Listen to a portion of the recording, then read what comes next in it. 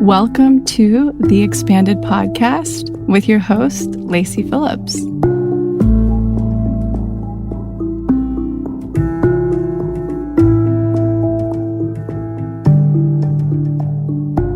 As a leading manifestation advisor with a process that's, radically different from the old New Age model, mine is rooted in psychology, neuroscience, and my energetic gifts.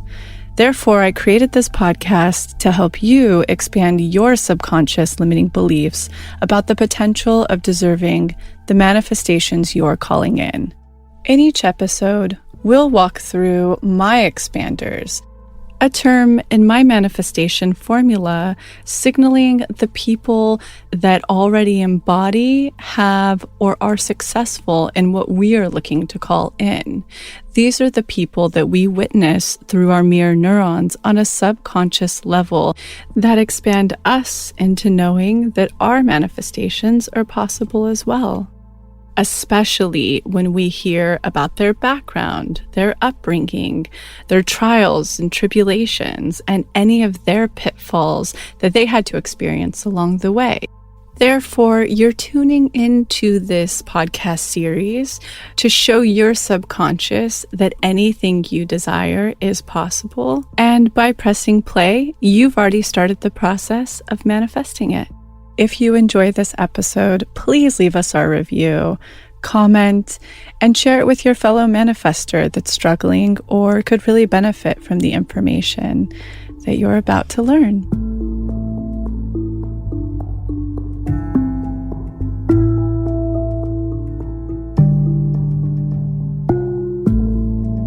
Today's podcast guest, Mel Nahas, co-founder of Conscious City Guide, is one of my personal business expanders. I've actually sat down with her for lunch once and been like, Mel, what do I do when it comes to restructuring the company and being able to really step back so the beautiful women that work beside me could really step forward and use their talents to help this manifestation content get out far further to anybody who's looking for it.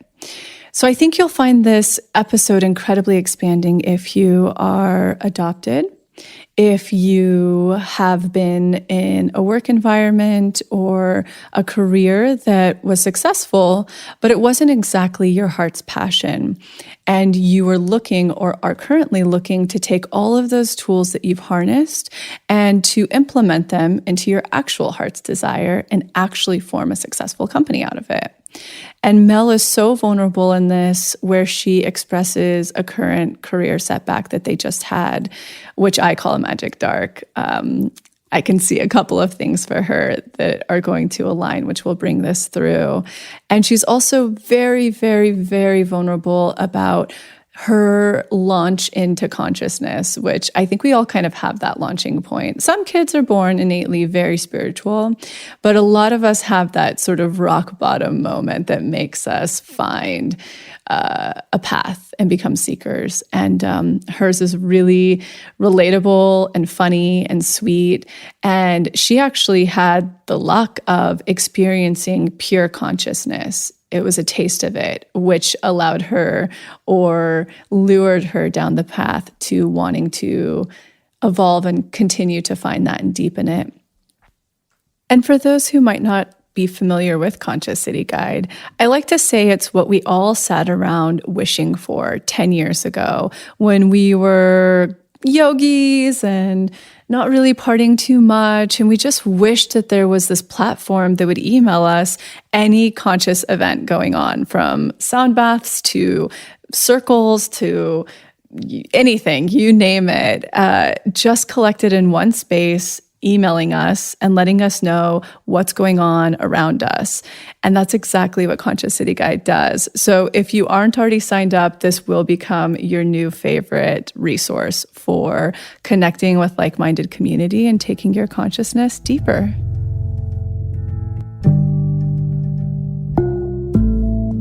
Welcome to the Expanded Podcast. We have, my guest today is Mel Nahas, co-founder of Conscious City Guide, which I think is the best resource out there.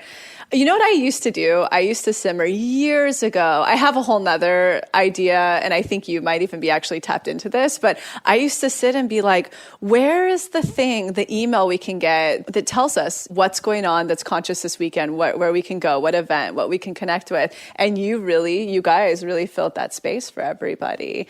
I have this other thing that I want you to create, which is the Raya for Friends. I'm still creating that one. Yeah, okay. It is about to go to a whole new level, which I can't wait for you to talk about on here for people who are needing this expansion. But so I want to get right into it and jump into it. First of all, welcome. Thank you so much. It really just is truly an honor that you asked me to be here. I was just shocked. I mean, we've been trying to get this together for a long time now, right? I mean, I just thought it was just, friends talking about doing something like this, but because I rarely will do an interview, and you make me feel safe. So here I am. I'm so glad. Thank you. Yeah. I mean, I'm so happy you're here. Well, let's pop right into it. The whole premise of this podcast, just so you know, is to serve as an expander for people who may come from a similar background or may identify with your goals and your dreams or your career accomplishments or your personal life. Mm-hmm. And so basically we talk through your ups, downs, and all around for them to identify with it on the subconscious plane and have the capability of expanding into it. Got so many of those. Yes, ups, you downs, do. and all around. Okay, good. And I know some of them, so I'm excited. Okay, first and foremost, let us know about your cultural background and upbringing. Yeah, so that's a wild one. Your Great. First up, down, and around. First up, down, and around started sometime in the womb. Yeah. No, it really did for me. So I love to say I look Asian, sound Australian, walk like an Egyptian. That's even on your Instagram handle, right? Yeah. But it's so true in like all senses. So I was born on an island in Indonesia called Bangka Island, and I was raised on a bigger island called Australia. And when I was renewing my passport to get my visa for America, in Australia, if your passport is not yet, I think maybe has like a 6-month expiry kind of lead time, you can do it online. So I was like, I'll just get my passport renewed online and then I'll get the fresh visa in there so I don't have to deal with it. So I was doing everything online. And the Australian consulate computer system was literally saying, cannot compute. So, what's going on? Checking all my numbers. They're all good. And then I called them and I said, I'm trying to renew my passport. What's going on? They said, if you've never been into the office and you've always just renewed, then there's a slight chance of human error. We'll open up a ticket and look it up for you, but in the meantime, get a copy of your birth certificate. And I'd never seen my birth certificate, which I guess plenty of people haven't seen their birth certificate. Yeah. So that wasn't weird to me. So I emailed my mom and I said, trying to renew my passport, can't do it. Can you please send me my birth certificate? And she emailed me back my birth certificate with all my adoption papers, and I found out I was adopted when I was 31 years old. So hard. I mean, you went through so many. It sounds many. hard, but I should preface this with my mom everyone's like, oh my God, how did your parents never tell you? No, there's so many ways to approach this individually for a child. I am so, so grateful, Lacey, that, I found out when I did, as an adult, knowing I thought then, but I continue to learn so much more about myself every day. But at that point in my life at 31, I was pretty, solid within myself and knew who I was, and nothing at that point could have shaken me to my core, and that didn't. Yeah. I guess for some people it would have, but I was in a really good spot in my life, and I had an amazing, beautiful relationship with my parents, and I just understood that, my mom brought me up the best that she could with all the tools that she had. And so, yeah, there was no blame, there was no hate, it was kind of like, oh yeah, that makes sense. Makes a lot more sense. Well, also tell the cultural background of your parents. Yeah, so my mom, and the reason why it would have been difficult for her to come to terms with this and even sharing it is that, you know, she was brought up in a very Asian culture, Chinese, Indonesian culture, huge Catholic family of 12 children.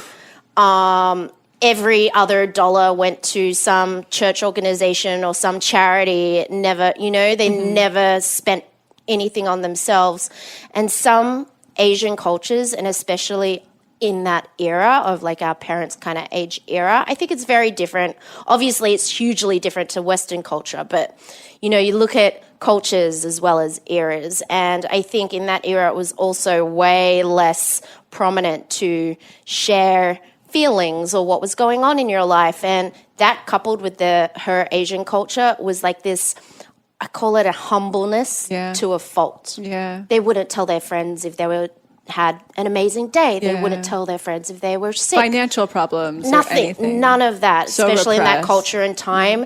So, and understanding all of that as an adult is why, you know, You had the compassion and the and I'm capability. so grateful. Had I found out when I was 15, you know, the amount of times I like fought with my mom especially and ran away from home, you know, one of those running away from home periods, I wouldn't have come back. Yeah. Oh, yeah, absolutely. Yeah, had I found out at that time. So. Oh, and then your dad, his cultural background is amazing. So dad is from Egypt, so I actually do walk like an Egyptian. And I like to think that my soul left these little breadcrumbs for me to look back at my past lives and culture. Because what Indonesian woman is brought up in Australia with native Aboriginals who have such a rich dream time history, which I'm really into dream time and dream culture, with Egyptian grandparents. And I was, you know, just fed amazing Egyptian food. Like every week would go to my grandparents' house. And I feel like my soul chose to give myself those things in this lifetime. Oh, yeah, absolutely. To just nourish me on a physical level, but also, hey, take a look at all these cultures that are somehow intertwined and part of your DNA and soul thread right now. And I'm sure you've probably lived in every one of those cultures in different times, I'm sure. Absolutely. It's worth noting as well that Mel is a Tauran sun. What's your moon and your rising? My rising Aries. Yeah, that makes a lot of sense. Sag moon. Wow. And a reflector in human design. Which An you emotional. told me. Yeah. Like days after my birthday. Yes, which makes so much sense. Have you been living by the 28-day? It's so hard. I look at that and I'm like, I could never wait till the moon cycle to make a decision. I can't wait for my appointment with Jenna. I'm going to be like, do I really have to wait 28 days? Like when my dude, you know, the dude that I manifest finally proposes to me, like what, he's going to get down on one knee and say, will you marry me? Oh, sorry, babe. Yeah. 28-day rule. Like, it's so I need to clarify. Yeah. I need some time to get clear on this one. I love that. Okay, so in Australia, did you grow up in small town or big city? Something in between. So I grew up in Perth, which is in Western Australia, one of the most isolated cities in the world. So yeah, it was a big town, small city. Ah, interesting. Yeah. And super isolated. Like kind of Bali was closer to Perth than Sydney. whoa. Yeah. Wow. Yeah. Did it have the same feel of Bali, being so close? Was there influence? Definitely an influence. Like so many families would go on family vacations to Bali because it was cheaper and a 3-hour flight. Oh, amazing. And there are a lot of Indonesians in Perth because it is so geographically close. But no, I mean, it's definitely an Aussie city and huge beach culture and a lot of space. So I grew up, you know, really grateful to have grown up with a backyard, really good social community, and it was racially mixed. And I just read the other day, like, Australia has the most diverse races now, which No is way. so cool. Yeah, it was That is because of our amazing. migration policy. Wow. So we have the most diverse mix of people. Wow. Although it was an isolated kind of smaller city, it did feel kind of diverse, I would say. Amazing. Yeah. Did you have a lot of people, because your dad is obviously an expander for you in business in many ways. Yeah. But did you have a lot of people that you grew up around who did expand you, who did reflect back that Conscious City Guide would be possible for you? I mean, why am I getting emotional right now? I love it. That means that it's in your heart. I know, because I feel like it really is my dad, because, he was always the one that told me, I'm crying too. I get this. You can so be beautiful. anything and do anything you want. And like, Mum always went along for the ride. But and also Mum was such a huge expander in terms of what you can do for money, because I guess like she saw that I was, air quotes, had talent in singing and dancing growing up, because I was dancing since I was 3 years old. And she took me to this audition when I was 8 years old, and my first paycheck was like literally in this musical for 6 months or 3 months, in Perth. And that was like doing, because I've done your program on opulence, and when I went back and did all the DMs, or all the... DI, same thing. DIs, we all know what you're talking DMs, about. Slide into my DMs. Yeah, whatever. Yeah. Call them what you want, as long as they're working. That's all I care about. No, when I went and did those, I realized how lucky I was that my first job that I did was doing something that I loved, which was singing and dancing on stage. And it just reflected that it's possible. You can do anything you want. So in terms of that, it was definitely my parents who just always instilled that in me. And I guess even from dancing and dance classes, like my dance teachers, they owned their own studios. Wow. And their studios were successful, and they were doing their passions. And so I guess in a way it was a lot from that whole world, even though I have intense nightmares still to this day about dancing competitions. So, right, but what is that comes up for you? And this, I think, why I'm asking, it can be so expansive for anybody who has any fear of doing something that they're going to be judged on, or the potential of rejection. Yeah. What is that I still mean, I think it was just because from such a young age, it was imprinted on me, this idea of competition and winning, because I did competitions 4 times a year.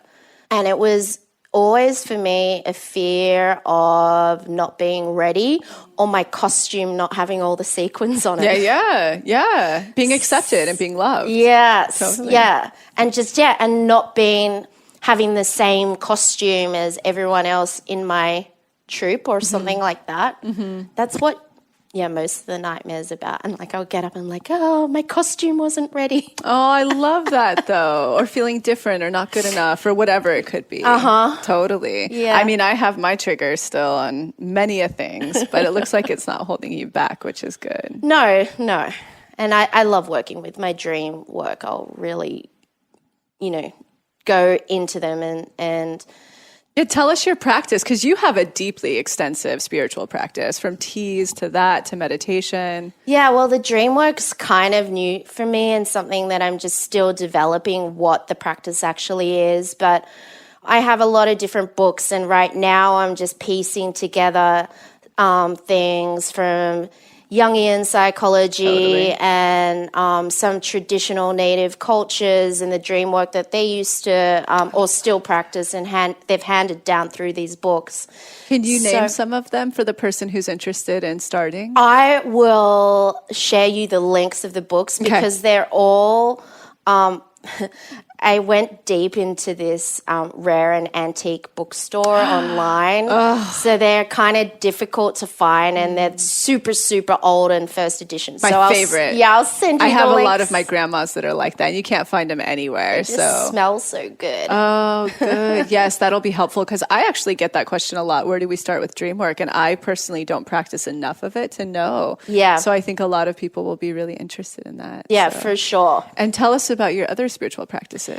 So I mean, I guess I try to start most days with my tea practice, and that really came into my life through dear friend of mine, Srimati and Colin from Living Teas, and Balin or Tien Wu, and the three of them all are learning from Wuda, who runs Global Tea Hut. Wow. And it's just a really present, beautiful way to start the day. And I say that it's my most important meeting of the day. And I do try and not schedule other meetings, before 11 a.m. at least, just so I can get in at least a good hour in the tea room. And I'll also do a pranic energy meditation before or after tea, and that's from a kahuna Hawaiian practice. I love Hawaiian herbalism, and I love Hawaiian spiritual practices. I haven't even, I have so many beautiful friends who live on different islands, and it just feels so strong. And this book was just so good. Pranic energy healing. I'll send you that link too, so you can put it up. So tea and the pranic energy meditation. The dream work is what I'm kind of just starting to do. And then, look, there's nothing more spiritual to me than taking the dog for a walk on the beach. Pippin! Pippin! I love her. Oh my gosh, I love her on Instagram. She's the best. Yeah, she's the best. Yeah. She killed a mouse the other night. Oh, she's full canyon dog now. She's into... Can you tell us about, because I'm about to do this with Barley, the rattlesnake aversion training. You're doing it? I'm doing it because I bought the house up north. Oh, yes. And it's like filled with rattlesnakes when it's hot. Well, it's 4,000 feet, so it's the area itself that's lower. Yeah. But just in case one happens to be that high in the deep heat, Yeah. I want her... I mean, Barley's such a city dog. I rescued her in the city. Yeah, it's a must. I have to. Rattlesnake aversion training was the coolest thing that, having my dog in America, firstly, there were so many things before I moved here which I thought were blockages that I would never do, and having the dog was one. And then one day in my mind I was like, I'll just take the dog. Yeah. It's like, okay. Yeah. just take the dog. And I was like, yeah. So rattlesnake aversion training when I moved to Topanga Canyon was like one of the first things. And they set up little stations with real live rattlesnakes, and they train the dogs on sight, scent, and sound. And what's it called again? I mean, people will probably be interested, but just for me personally, for Barley. It's rattlesnake aversion training.com. The website. Well, I do it through Mountain Restorations Trust. Cool. I'm going to do it with Barley. The question I want to ask you before this, actually, about your spiritual practice, because I've been actually simmering on this a lot lately when I'm alone and nature. Why are you on a spiritual quest? Why are you doing these practices? Do you know yet the intention beneath? I can't say I've distilled it to a perfect sentence, and it's ever evolving, as is myself and my spiritual practice and everything. But I think it is just to clarify and further deepen that connection that we have with Source, which is ultimately everything and everyone, and all is connected. And all is connected. So it's that deepening of that presence and understanding that, we are all one and connected. I think that's it. That's what it usually always leads back to, and there's like lots of little lessons along the way, but yeah. I'm just like you. I mean, all of the practices I've been studying for years and years and years now are towards the same enlightenment, right? Of pure consciousness, of trying to detach from body, and then getting to a place where we're at one in love. But have you ever had this moment? I've had a couple of friends who have, when you're maybe deep into the tea practice or maybe doing Vedic or anything, where you've had that moment where you can feel pure oneness. Okay, I've got a story. Yes. I've only had it one time, and I was like, oh, this is the answer. So this experience is what propelled me on this path and journey, actually. So it was the defining moment that turned my life into going down this road. So I'd just broken up with a long-term boyfriend. We were living together. Back in Australia. I remember this had story. Pippet. He'd even named Pippet, lived in this epic, mini warehouse, whatever. Life was great. Dream career in the music industry, all of this. Thought I was marrying the guy. Totally sideswiped me. I did not know it was coming, but he came back from overseas and broke up with me, and I was just like, my heart, I was in pieces. I was like, I remember even drinking a bottle of straight vodka. Down and out. Complete mess. Yeah. I was down and out, and one of my girlfriends at the time was like, look, because I wasn't into anything at this point. I was all about rock and roll, some drugs. Yeah, definitely wasn't, yeah. Some drugs, and hard liquor. Yeah. And, I'll always say that. I've had that background and I enjoyed it and whatever.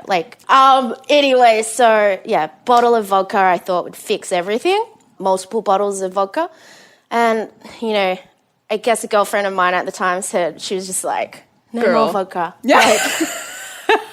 I know, you don't believe in this stuff or you haven't even tried it yet, but just go and see this woman, Margaret, in Sydney. And if anything, it's going to be a beautiful 3-hour massage. Oh, my God. Then we're going to get into I know what you're going to talk about. Right. Anyway, not that.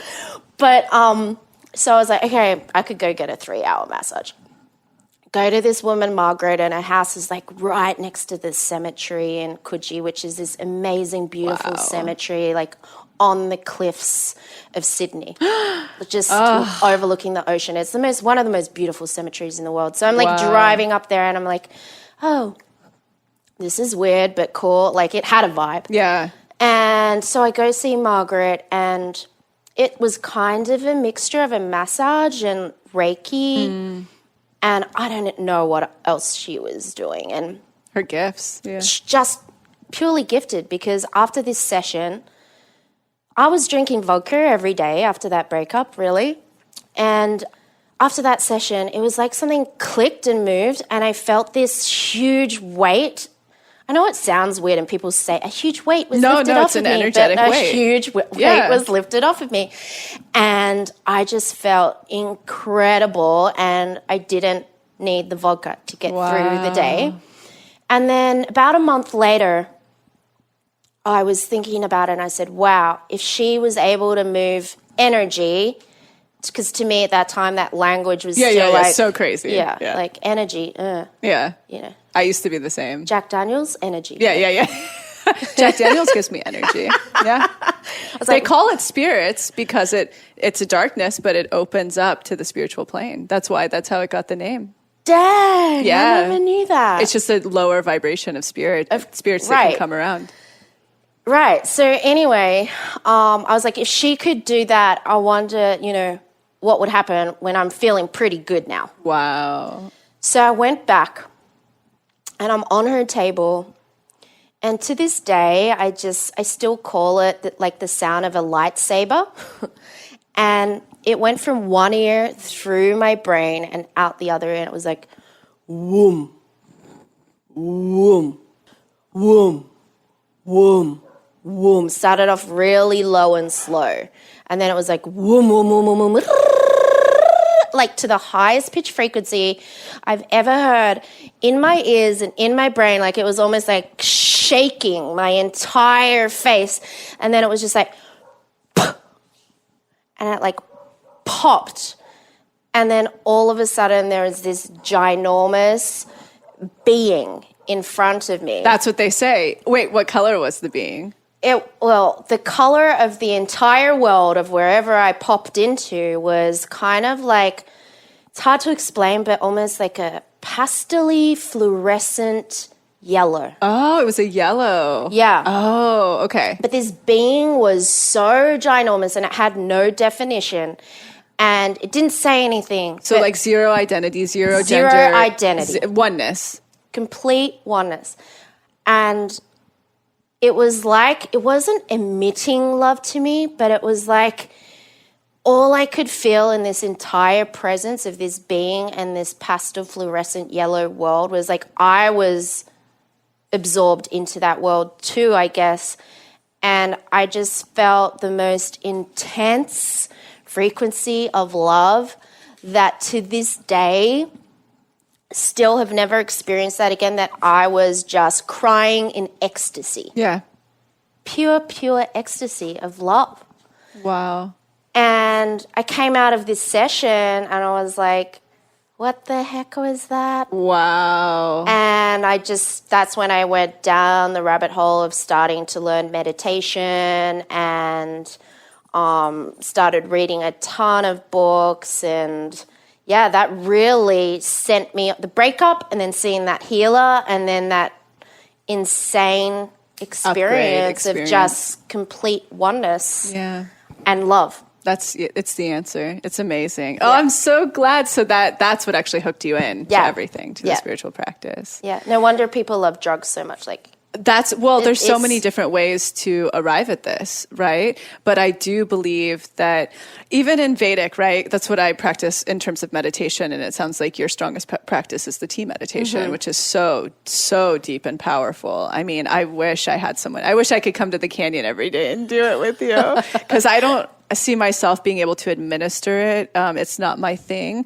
But when I receive and I'm in that practice, it is so every sense, the presence that comes from that and the quiet connection with everything and every sense being stimulated, it's such a deeper version of a different type of meditation. Yeah. And far less mental to me and much more of a total oneness and presence in the physical plane. Yeah, right. Which is so hard to achieve. So it's completely difficult. And actually, Colin, we were on a retreat with Srimati and Rich Roll, which we produce in May. And during one of the tea sessions, and I'm sorry if I misquote you, Colin. But who seems so lovely. I love you, Colin. But was that there's no separation of frequencies between presence and love. I believe that. So, and that's what you were just saying. That's what we're talking about. When you're completely present, all you can receive is love. So, yeah. I believe that. So, and I feel it when I am fully present that way. Yes. That's all you can have. Who gave the famous quote that at any moment that you're present, you're able to love? I mean, it's the same message everywhere. Yeah. Everywhere you head, it's the same. It's all one destination. Yeah, but I feel like all these quotes, they fly by our desks, they fly by our phones, they're in our feeds. They're on like calendars you flip or something. And it's like you never really stop and like, okay, let's like try and really think about what that means or even take up practices to arrive. Yeah. But we don't always have to arrive. It's all part of the journey. No, it's a journey. Sometimes in this lifetime, you never do. Yeah. So that's totally fine. Mm-hmm. I assume we might have just touched on it, but that time that you spent the really, really lowest moment on the floor crying. I mean, that was the lowest because I even remember like being with a bottle of vodka on Fivaux Street in Surrey Hills in Sydney, like out the front of my old office. And I worked in the music industry at the time. And it was like, before work. So it was like before 9 a.m. Good job. And there was like a lot of homeless people in Surrey Hills. Mm-hmm.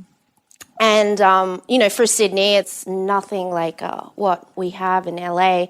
But there was this homeless guy that I was kind of friendly with.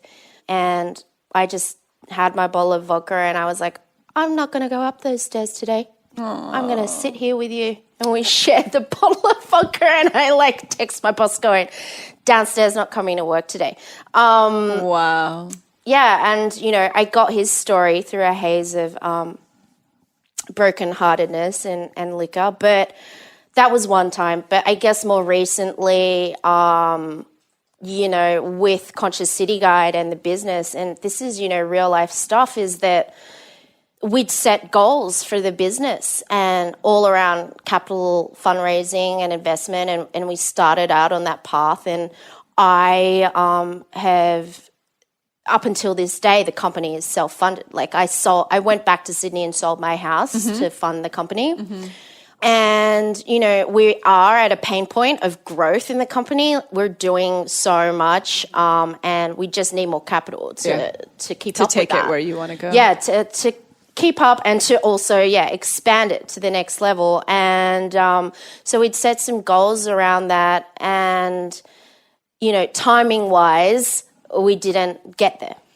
And I don't know if I told you this, but I was like... Well, I was seeing you right in the midst of having those meetings and pitching to raise that capital. Okay. So I haven't gotten to hear. Hang on, May, June. Anyways, so we're having all these meetings, and I started to feel really icky around the whole capital raising game. I'm not a salesy person. Yeah. And everything that we do with Conscious City Guide is so authentic. So I guess in a way, the traditional routes of raising money, which we're doing both traditional ways and obviously our own unconventional ways, but the traditional ways were really not vibing with me. And it's a lot of pitching and it's a lot of selling. Yeah. And it's these people don't even get that, it's not about, of course, business. It's about the bottom line. But I would end every meeting by saying, at its core is I want to make conscious lifestyle more mainstream through experiences. And what does a conscious lifestyle mean? It means or inspiring and activating people to become more connected to themselves, each other in the community, and the planet. And you would just get quizzical looks or silence on the end of the Zoom line or whatever, because you do a lot of these things on Zoom, and you'd be like, okay, he just or she does just not get it. So anyway, long story, we didn't hit some timeline goals, and I was like, what am I going to do? Woe is me, sold my second car, air quotes. I had that moment of, Mel, why do you think it's so bad? You own 2 cars. Just sell one of them and you can get through another few months, or whatever. So it was definitely not as bad as what it could have been. No, but it's a sacrifice. It hurts. It's hard. And I cried all week because I thought that I would have to move back to Australia. And I was like, oh, well, just went to Byron Bay for a friend's wedding. It's really nice there now. I can go get a job in a coffee shop and oh no, I was like, oh, how much can I charge people for tea ceremonies? I was like, oh, well, you can't really charge people for tea ceremonies maybe. So I was like, I can't move to Byron and do tea ceremonies. It would be donation, but does that even count? We don't know. Yeah. Wait, I love all this. Those thoughts were going through my head. I was like, oh, my visa's up anyway. Maybe I just shouldn't renew it. And Am I wrong that this sounds like a magic dark with something? Yeah. Oh, okay. I'm you sound like you're in a magic dark. Yeah, no. And then I had you in the back of my head going, it's only the magic dark. Good. Don't go back to Byron. Don't do it. Don't pass the test. So that was a magic dark moment for sure. And it was only super recently. And I was on the floor crying. And, 2 of my best friends, Rob and Jordan, I was on their floors crying. And, I am on a visa here. So I have to make money and earn money to stay here in this country for me. And, there were a lot of jokes flying around. Yeah. Well, we'll just get married. Yeah. All the ones. Yep, I'm familiar with all these. Yeah. But yeah, that was the last time, and it was pretty recent. And did anything come through? It's all no. The short answer is no, it didn't. And I want to be authentic and honest in that, because I feel that we are still on this journey of growing the company, having a lot of amazing conversations now that I've really kind of filtered the exact strategy and process and the type of growth that we want to have, and that we're not just seeking straight up capital from, Silicon Valley tech investors. Yeah, there's definitely some very exciting things happening. I'm excited. It sounds like you're just in a little magic dark. I feel like a wave's going to come through. Yeah. I'm excited. Who are your biggest expanders for Conscious City Guide model specifically? Well, I think coming from the music industry, and because I do want to make conscious lifestyle mainstream, I look to cultures outside of health, wellness. Same. When I look at business models, it's never in the health and wellness business for the most part. And so coming from the music industry, that's, my first go-to. And, I worked in it for over 12 years. So I have a lot of deep, strong, amazing relationships in that world. And so if I look at companies as a model, it is big promoters and ticketing companies like a Live Nation or like an AEG or like a Golden Voice, although they haven't built offerings for their communities to ticket and share their experiences, they're still the ones who are enabling these beautiful shows, festivals to happen. Yeah. They really are. They're making that. They're bringing it. Yeah, they're bringing it to the masses. Yeah. So I look to those people in terms of like a straight up business model sense. And do you have anyone nearby you who's gone through? They've been your expander personally as a trajectory within that realm. Yeah. Firstly, when I was even thinking about, it was like totally scary leaving the music industry. I was in my early 30s, and I'm a Taurus. And career change in your 30s, that's freaking and loving risky. your comforts and pleasures. Very super risky. And I'd moved to LA before all of this as well. So in a way, I had shown myself that change isn't that scary. It's possible. Yeah. But especially to another country with a visa and figuring out if you're going to settle in, or you going to buy, or what are you going to do? Yeah. Totally. It could be because so like I overwhelming. said, life in Sydney was great. I owned my house, had an awesome job, had the dog, whatever, So it was scary making the move to changing countries, when you're 31, but I did it.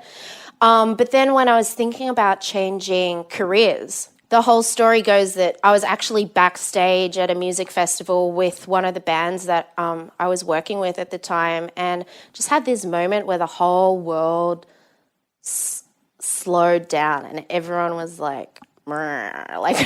And no, I hadn't taken any drugs, but that's what it felt like. You just went to go see that one healer, and then no, I'm kidding.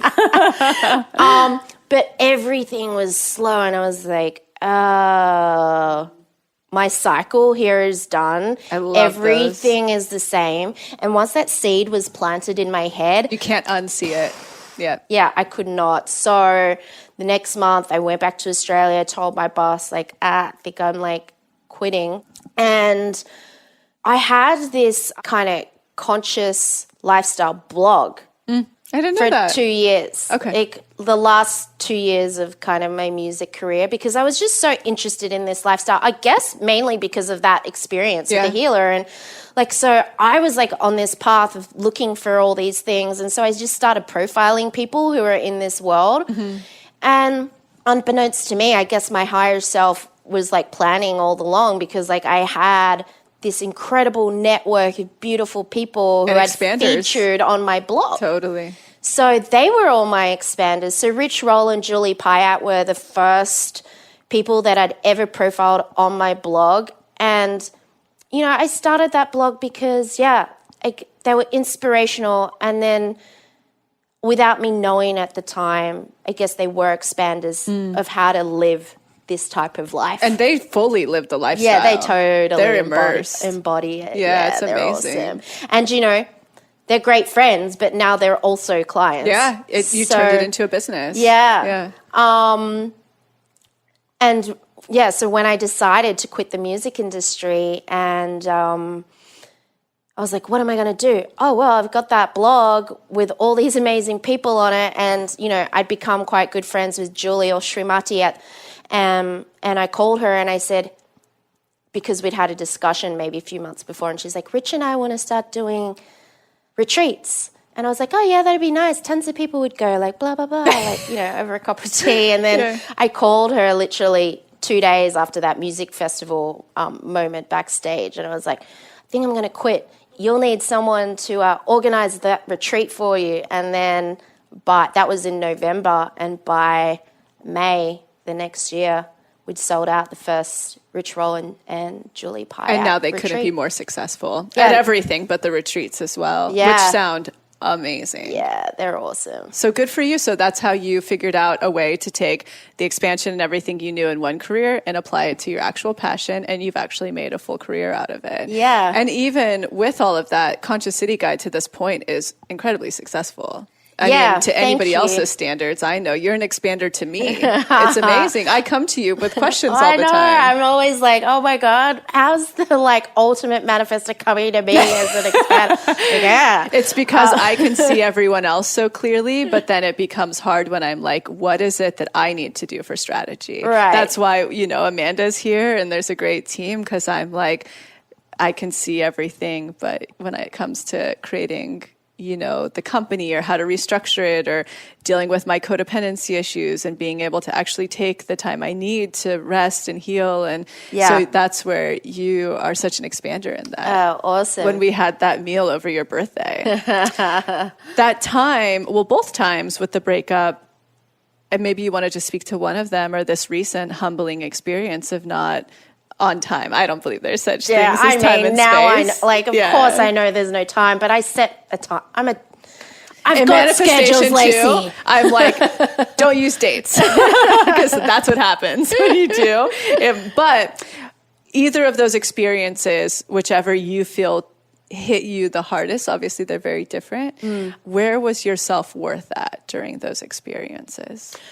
Both of them were grossly low. I mean, probably the most recent one was that I considered myself a failure.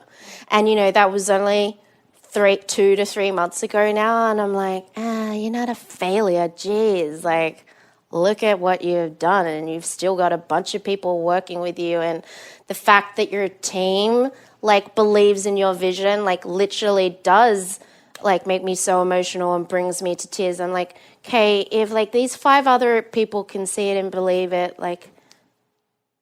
firstly, I'm so grateful for them. And why do you see it? Thank you. That's how I feel with you guys all the time. I'm like, are you guys leaving? I don't know why you're here. Why are you here?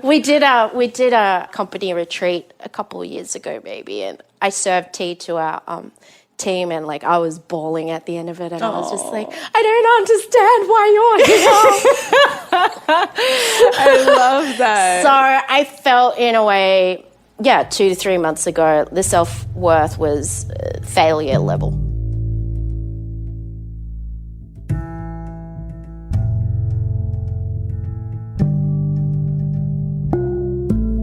So I'm quickly interrupting this episode to invite you, if you're ready to start your manifestation journey, or if anything you've heard in our manifestation episodes has piqued your interest to begin. We have a la carte workshops in everything from the basics bundle, which is what we recommend to everyone who starts. It's the formula that actually teaches you how to manifest, unblocked inner child, and unblocked shadow. We also have a la carte workshops on love and money. But the real gem is the Pathway membership because it encompasses every single workshop we have. It's a year-long membership with full access to the few a la carte offerings we have and exclusive workshops not available anywhere else, such as the daily practice, which is what everybody in the Pathway uses, hopefully at least 3 times a week to daily, in order to truly create the new neural pathways that one needs in order to manifest, and houses the library of our deep imaginings, which is our unique hypnosis process that allows you to get into your subconscious and overwrite those old neural pathways, creating the new ones. You can use our special code EXPANDED, all caps, EXPANDED, to receive $20 off your first a la carte workshop purchase or $20 off your first month of the Pathway. Again, that's all caps, EXPANDED, EXPANDED. Okay, now back to the episode.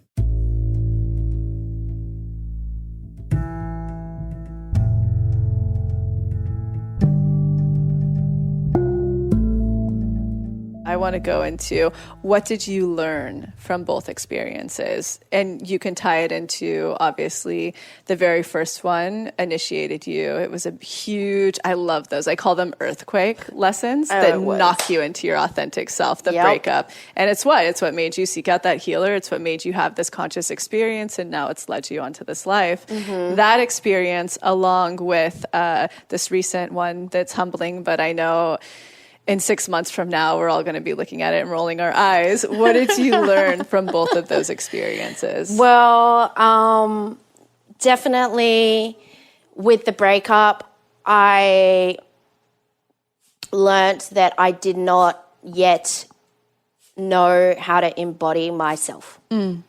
And I was so immersed in the other person's world, and the world revolved around him. And so it was never about me. And so for the next, 7 or 8 years, the lessons along the way is like how to stand up for yourself. Now, navigating the world of dating is like... it's my favorite to listen to. It's quite fun. I would say I'm having a fun time. What do I always tell you? My favorite thing. Run into the fire? Yeah. I've run into the fire multiple times. Yeah. Because she'll be like, no, he's still around. He's gone, by the way. Good. Yes, he's gone. But definitely ran into the fire with that one. So... yeah, that was the biggest lesson, learning how to just stand up for yourself in a relationship and be independent, yet be... obviously, I have still so much more work to do in couples because I can't even articulate it. But anyway, being myself in a relationship was the biggest lesson out of that one. Autonomy. Yeah. Yes, thank you. Yeah, I love that. And in the most recent one... I would say a huge lesson is it was super exciting to ride the highs and lows of what we're going through because it was all new. Yeah. And big. And huge. Some of these conversations we were having were freaking off the Richter, what I thought we'd be having in 3 to 5 years' time. I think they were just expanders. Yeah, well, they definitely were. Absolutely. And then, you would get no's on after some of those kind of investment meetings. And so the biggest lesson around that was just learning how to not ride the highs and the lows. And in a way, such a fine line of how do you become detached but involved. And I have this relationship with a hawk at my house.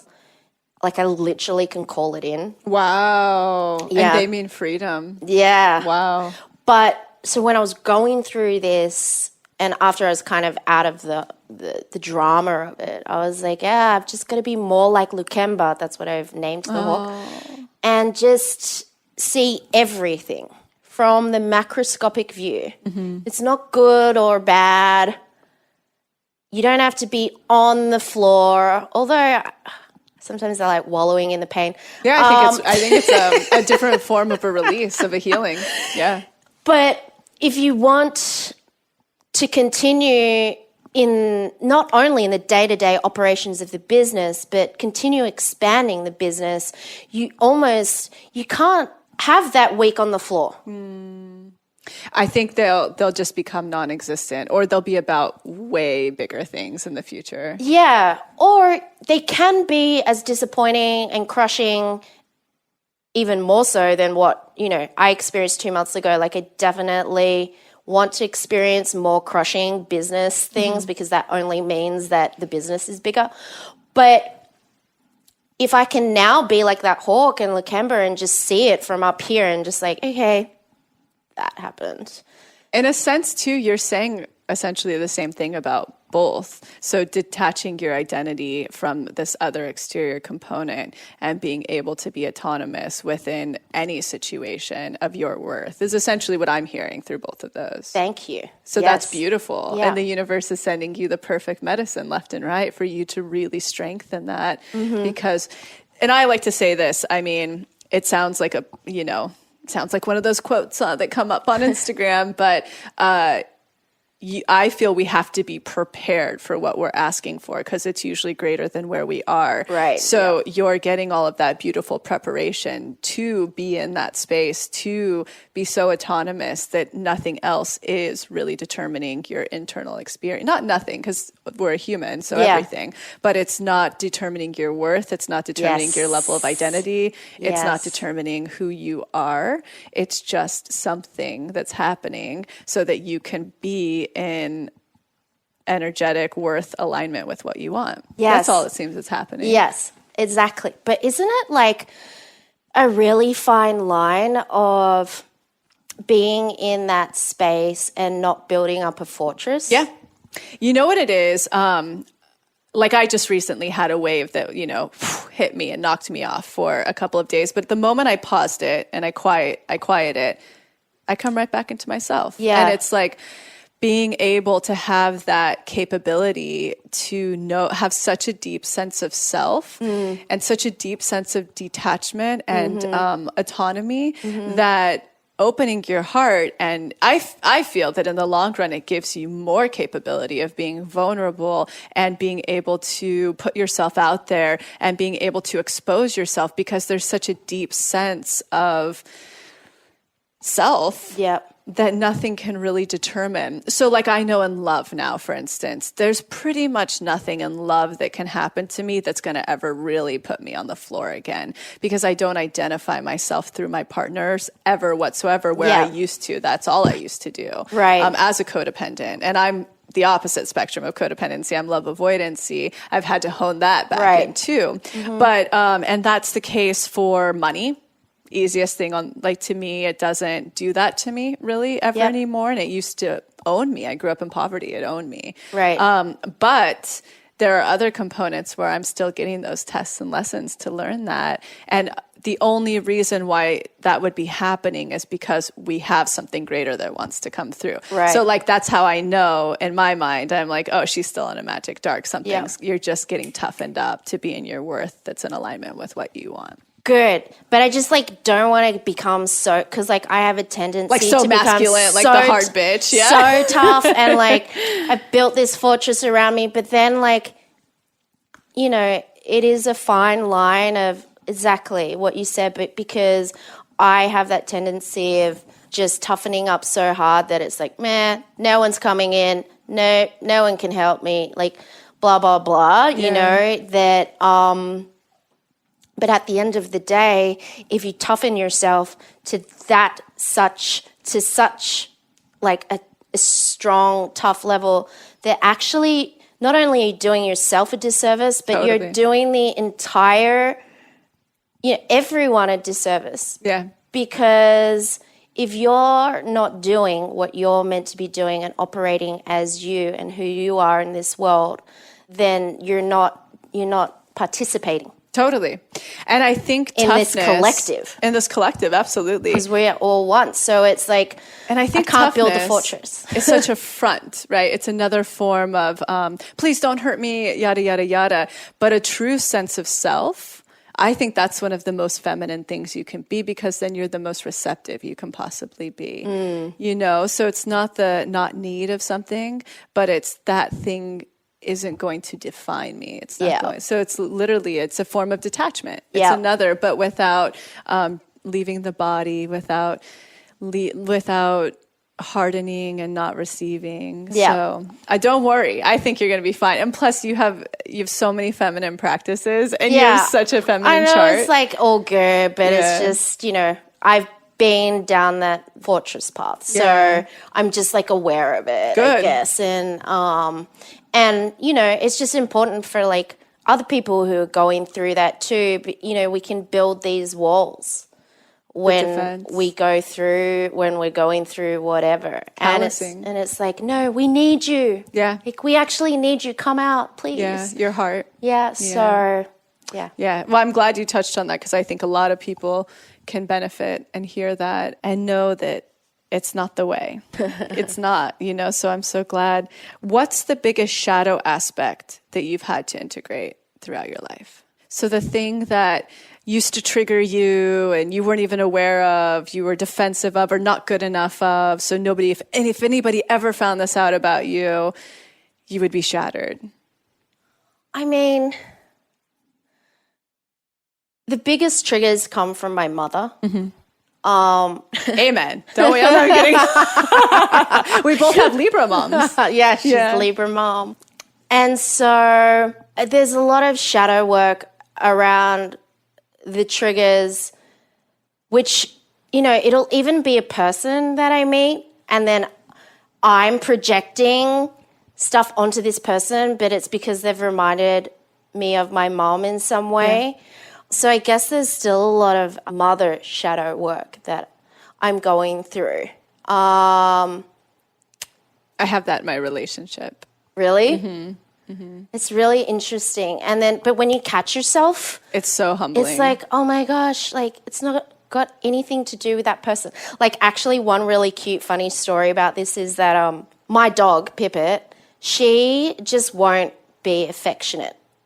Oh, I love that. Like when you come home from vacation, she's like, whatever. Yeah, she's like, meh. Yeah. But you know what I figured out recently, like last week? Oh, and even to the point where like she'll be staying at one of my friends' houses and I'll be staying at the house too, and she'll choose to go sleep with him in his room and not sleep with me in the spare bedroom. And like I'll wake up and I'll go into the room and like,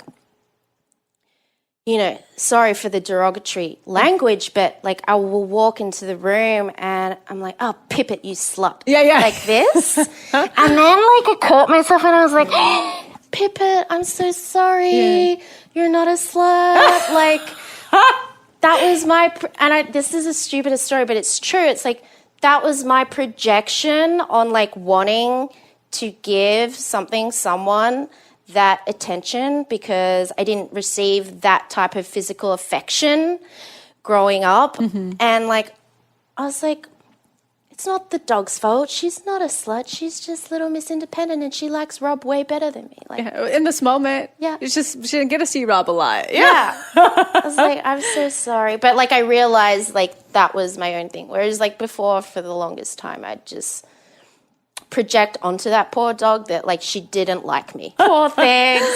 But I think it's around like physical affection that I received, as a child. And I guess that also rolls into that cultural and era related stuff with my mom that, they don't show that type of affection. Yeah. Yeah. My friend was telling me this really beautiful, I haven't gotten to catch the episode of it on NPR, but this story that they were doing on the tsunami in Japan. And what is it called? But it's basically a man, because everybody didn't show, they lost a lot of obvious loved ones in this very small town. And the man, this particular man, because it's so repressed in the sense that you don't show emotion or you don't go talk about your emotions or express those, that he decided to build this little telephone out, like what we used to have. What were those called? The telephone, whatever, the box thing. we can't even. Welcome to fucking 2018. 2018. Oh my God. The telephone box. Telephone box. Is That's no, but I'm going to call it that for now.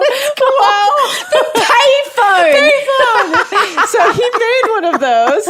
And he would go in every day, and that's where he would talk to the person he lost. And then it became so popular that people started to travel from many distances. And he noticed, while he was washing dishes, that people were coming in and having these communications. So NPR went and put a microphone inside there to hear what people were saying. Wow. And they would just break down and be devastated and able to finally express themselves. Yeah. Wow. It's so powerful. Wow. Yeah. Oh my gosh, thank you for sharing that, because that's really clarified, a huge aspect of shadow work that I've been working on for years now is how to express my emotion, because an affection and emotion and feel safe in that. And that's why the conversation we just had a minute ago is also so important to you, to be able to receive and have that experience. Yeah. I hear you, man. I hear you. Woo. Biggest inner child shift you've needed to make, or that's been aware, even when you were doing reparenting, let's say? Oh, wow. Well, when I did reparenting and that first DI of going back into the womb, I'd never gone back into the womb, Lacey. I don't know if I've told you this, but, you know, it's still so recent, really, of me finding out that I was adopted. Hugely. Only 4 years ago. Yeah. So I'd never experienced going back into the womb. And so when I did your reparenting course and did that first session, I really broke down in there and just felt so much fear and secrecy and just felt unsafe. And I'm so grateful for you to have given me that tool to look at that. And so that now I can look back in like times now where I'm feeling fearful or unsafe or just insecure, and like really looking at where that has come from. But I mean, that's like a long time ago, a long time ago. And that's still work that I'm doing. So I mean, I think forever, all of us. Yeah. But I'm just so grateful that you're doing it, that you did it. So thank you for sharing that. Has there been a moment to this point, even though you feel like you've had a humbling, you know, quote unquote setback, which I don't believe, you know, a few months ago, was there a moment, or has there been this real moment of self congratulations where you went, yeah, I'm a badass. I followed my passion. I've created this. I mean, have you had one of those moments where you've really rewarded yourself? And oh yeah, I did. And it was a shock. And it was in the first 12 months of launching Conscious City Guide, we were nominated for a Webby. Wow. Which is the internet's highest accolade. It's basically the Oscars of the internet. And we were nominated as best event website. And we were there. There was us next to Macy's and Budweiser. Yay! This is amazing. It was Conscious City Guide. And I was like, huh? Wow. That's like weird. But then I was like, no, this is cool. Kiki and I have done this, and our team. And I can't believe Conscious City Guide's like in the lineup next to Macy's and Budweiser. Like, what the? Wow. And it also shows that our world is craving that next to two of the biggest corporations. I mean, it's craving this consciousness. Yeah. So and so that to me also gave me the fire of just like, we got nominated for that. Yeah. Like, there's so much more we got to do. Like, that was with an excellent, amazing team of 4 people, but like, and with a bootstrapped money from the sale of my house. But I was like, we got nominated for that. Like, just you see what we can do with like all this other stuff. I'm so proud of you. Thank you. What about for the person who hasn't fully tuned into Conscious City Guide? Can you tell us about that and how to interact with it? Yeah, I mean, just consciouscityguide.com. If you are putting on an event that is to inspire or activate a more conscious lifestyle, and that could be anything from inspiring or activating, moving people to find that connection to themselves, to their communities, or to the planet. So that's like a huge, broad range of things of types of events that you could put on. You would go to consciouscityguide.com, click create an event, and you know, within minutes, once you've entered in all the stuff, your tickets are on sale through our platform, and you're automatically populated and distributed through our beautiful, abundant community. And then on the flip side of that, if you're looking for those types of events, so you're like on Instagram right now or listening to this podcast in your car, and you're like, oh yeah, I would really like to meet some like-minded people in real life, and go to some sort of event, you would go to consciouscityguide.com, and you can literally like type manifestation or sound bath. And yoga. Tea ceremony. Ceremony, whatever. Women's circle, whatever. Men's circle. There's like men's stuff. Awesome. Yeah. Oh, There's this so really happy. cool group on there called Yog Talks, and it stands for younger, older guy. I love it. And, I feel like I'm a younger, older to- woman. Pardon? I feel like I'm a younger, older woman. I love that exists. Wow. So Yog Talks is one, and that's a really cool men's kind of led event, but like women can go as well. So yeah, any sorts of these events, if you're looking for them, you can find them around you. Or if you're putting one on, put them up through Conscious City Guide. And yeah, we are so supportive of our community as well. Like we just want to see more and more of these experiences thrive because, you know, I'd love to ask you, like, when are those life-changing moments for you that happen? It's like usually some sort of visceral experience. Completely. Or through some connection. So I really believe that it's through these in-life connections and in real-life experiences that people can propel their journey even further to make greater change. So for anybody who's part of our community that's tuning in, it's like a very, very oversized unblocked village that has a lot of events. A lot of events. Are you allowed to say how big the community is now, just to give a perspective for how many offerings and how many people you can potentially meet? Yeah, I mean, there's over 8,000 events listed on the platform at the moment that are global. Wow. And, you know, those events ticket anywhere from like 5 to 5,000. You sometimes have free events on there. Yeah, yeah, exactly. A lot of the events are free. Mm-hmm. And then because that piece that we were talking about before, where I feel like it's so important to participate in the creation of community and just not sit there. The other part of Conscious City Guide's business is to produce and co-produce some of these larger experiences as well. So like Rich Roll and Julie Pyatt's retreat, like Mercado Sagrado, which is coming up in October 13 and 14, which you've been before, right? Yeah, I love it. I've been twice. I love it. They're great. Mercado is just the coolest festival. So we're partners in the production on that. I mean, I see you when I'm there. You're like chicken with your head cut off. You guys are running around like making this happen. It's amazing. Yeah, it's so fun. So that's coming up in October. So it's just so important that we just continue to create experiences that can like showcase, inspire, and like move people to a more conscious life. Last question of all, what would you have to say to the person who is sitting in such deep fear right now, so afraid to follow their passion, nonetheless start a business out of it, and thinking that it's just not even possible in their circumstance or their town or culture, country? What would you have to say? We need you. Yeah. We need you to do it. Do it. Yeah, because no one can do it like you. Yeah, you have something unique that nobody else has. Your uniqueness is exactly what is needed, and no one else can do it. So we need you, please. Yeah, even if you think it's already out there, you will do it differently. Mm-hmm. Exactly.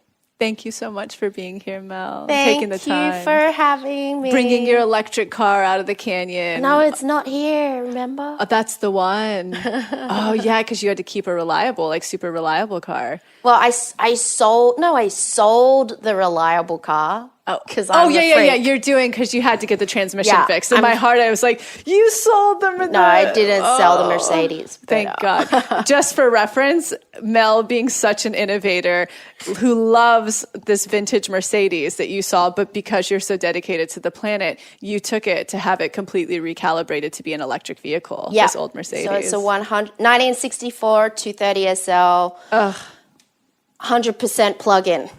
Oh, I'm so proud of you. And I've been like, how much was that? In my mind, I'm spinning. I'm like, I'm going to do this. I'm going to sell my car and go do this. So you're such an innovator. And thank you for being here. And we'll probably have you back at some point. Thank you for having me.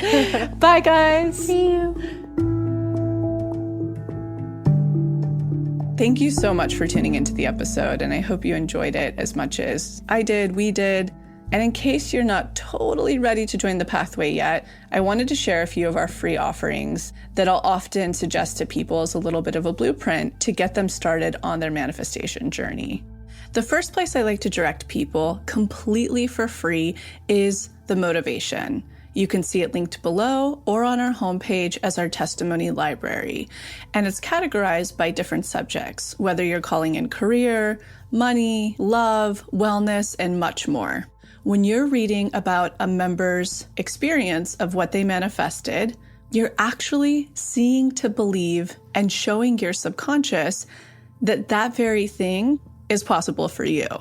The second place I like to direct people is to the free clarity exercise, which is also linked below. In it, you get to try our own unique hypnosis process, learn about the science, and some journaling prompts. And the best part about this, you'll get a tiny taste of what it's like to go into your hypnotic state, bring your subconscious forward, and create new neural pathways while receiving clarity. And the third thing, if you haven't listened to it on this podcast yet, please go back to the episode titled Manifestation 101, where you'll learn the basics of neural manifestation to truly understand this process. So go ahead and check out those free resources, the motivation, the free clarity exercise, and the episode Manifestation 101, all linked below. And in an effort to make sure to have representation in this process series, go ahead and submit any process testimonials you have, especially to our LGBTQ plus community, our BIPOC, as well as the Ys, which is anyone in the community who is 45 and over. All right, we'll be back next week.